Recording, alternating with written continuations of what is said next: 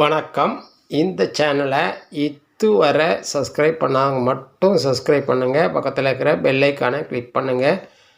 பிடிச்சிருந்ததுன்னா லைக் பண்ணுங்கள், ஷேர் பண்ணுங்கள், கமெண்ட் பண்ணுங்கள். நன்றி. வணக்கம். கார்த்திகை மாத ராசி பலன்களை பார்த்து வருகிறோம். இன்று நாம் பார்க்கவிருக்கின்ற ராசி கும்பராசி. இந்த மாதம் பரணி தீபம், கார்த்திகை தீபம் ஆகிய விசேஷங்கள் வருகிறது. அனைவரும் வீடு முழுக்க விளக்கேற்றி வீடு முழுமையாக ஒளி பரவி இருள் அகன்று ஒளி வீசட்டும். அதேபோல் உங்கள் வாழ்வும் ஒளிர வாழ்த்துக்கள்.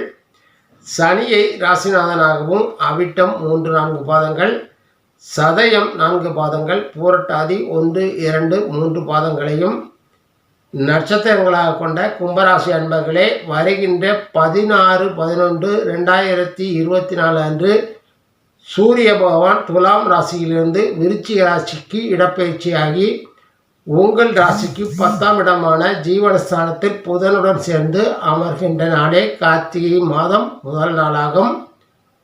உங்கள் ராசிக்குள்ளேயே சனி பகவானும், 2ஆம் இடமான குடும்ப வாக்குஸ்தானத்தில் ராகு பகவானும், 4ஆம் இடமான தாய் கல்வி ஸ்தானத்தில் குரு பகவானும், 6ஆம் இடமான ருண ரோக சத்ருஸ்தானத்தில் நீசமடைந்த செவ்வாய் பகவானும், ஆயுள் ஸ்தானத்தில் கேதுவும், 11ஆம் இடத்தில் சுக்கிர பகவானும், பிறகு 18ஆம் தேதி சுக்கிரன் 12ஆம் இடமான விரயஸ்தானத்திற்கு இடப்பெயர்ச்சியாக இருக்கிறார்கள். இதனால் உங்கள் ராசிக்கு இந்த கார்த்திகை மாதத்து பலன்களை பார்க்கலாம்.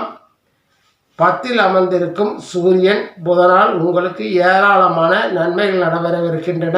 தொழில் வியாபாரம் சிறப்பாகவும் லாபகரமாகவும் நடைபெறும். வீட்டில் மகிழ்ச்சி அதிகரிக்கும். உங்கள் ஆரோக்கியம் முன்னேற்றம் காணும்.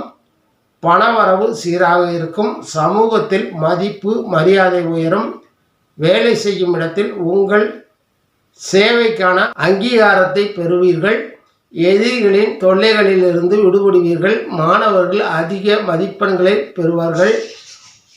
மதிப்பெண்களை பெறுவதற்கு அதிக உழைப்பு கொடுக்க வேண்டியிருக்கும்.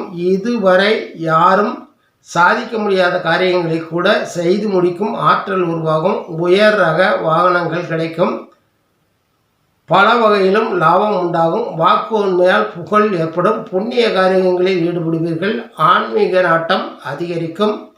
நேர்மையாக நடந்து கொண்டு நற்பெயர் எடுப்பீர்கள். தடங்கல்கள் நீங்கி எல்லா காரியங்களும் வெற்றி பெறும். உங்கள் ராசியில் அமர்ந்திருக்கும் உங்கள் ராசிநாதன் சனி அதிக கெடுமலங்களை கொடுக்க மாட்டார் என்று சொல்லப்பட்டாலும் ஆரோக்கிய குறைபாடு, விரய செலவுகள், சரியான வருமானமின்மை போன்றவற்றை கொடுத்திருப்பார். அவர் ஜென்மச்சரியாக இருந்து இன்னும் சில மாதங்களில் விலகவிருக்கிறார். அதனால் நோய்கள் நீங்கி தேக ஆரோக்கியம் மேம்படும். ஸ்திரமான வருவாய் உருவாகும். 4ல் அமர்ந்திருக்கும் குரு பகவான் நற்பலன்களை தரமாட்டார் என்றாலும் அவர் பார்வைப்படும் இடங்கள் 8, 10, 12 ஆகிய இடங்கள் வலுப்பெற்று இதனால் உங்கள் ஆரோக்கியம் மேம்படும். கண்டங்களில் இருந்து விடுபடுவீர்கள். ஜீவன தொழில்கள், வேலை, தொழில், வியாபாரம் போன்றவை சிறப்படையும். விரயங்கள் சுப விரயங்களாக மாறும். வீட்டில் நிம்மதியும் சந்தோஷமும் நிறையும். எங்கும் நிலை கொள்ளாமல் தவித்து கொண்டிருப்பீர்கள். 6ல் மறைந்திருக்கும் செவ்வாய் பகவான் நீச்சம் பெற்றிருப்பதால் தன வருவாய் கூடும். புதிய வேலைகள் கிடைக்க பெறுவீர்கள். நோய்கள் நீங்கி ஆரோக்கியம் உண்டாகும். சத்ரு ஜெயம் உண்டாகும். வெளிநாடு சம்பந்தமான காரியங்கள் வெற்றி பெறும். அரசு சம்பந்தமான காரியங்கள் சாதகமாக முடிவடையும்.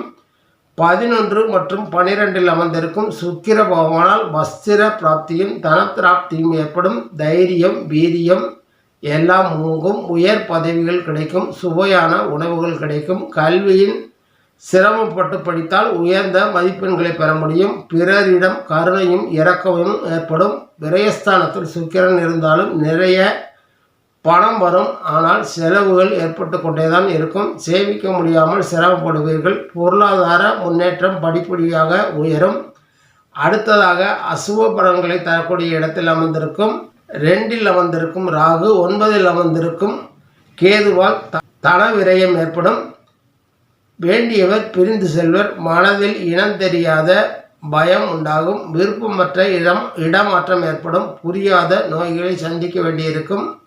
தாய் தந்தையருக்கு கண்டம் உண்டாகும். கஷ்ட நஷ்டங்களில் இருந்து விடுபட சில மாதங்களாகும். கலைஞர்கள் இதுவரை அனுபவித்து வந்த கஷ்டங்களில் இருந்து சற்றே விடுதலை கிடைக்கும். பணவரத்து சீராகும், ஆனால் செலவுகள் துரத்தும். அரசியல்வாதிகள் செயல் சிரமங்களையும் உடல் உபாதைகளையும் பண விரயத்தையும் சந்திக்கலாம். இனி நிலை படிப்படியாக இந்த மாதத்தில் உங்களுக்கு நற்பலன்கள் அதிகமாகும். அசுப பலன்கள் குறையும். இதுவரை இருந்து வந்த பாதிப்புகள் படிப்படியாக குறையும். நீங்கள் சனீஸ்வர பகவானையும் முருகப்பெருமானையும் தொடர்ந்து வணங்கி வாருங்கள். நற்பலன்கள் மேலோங்கும். நன்றி, வணக்கம். மீண்டும் சந்திப்போம்.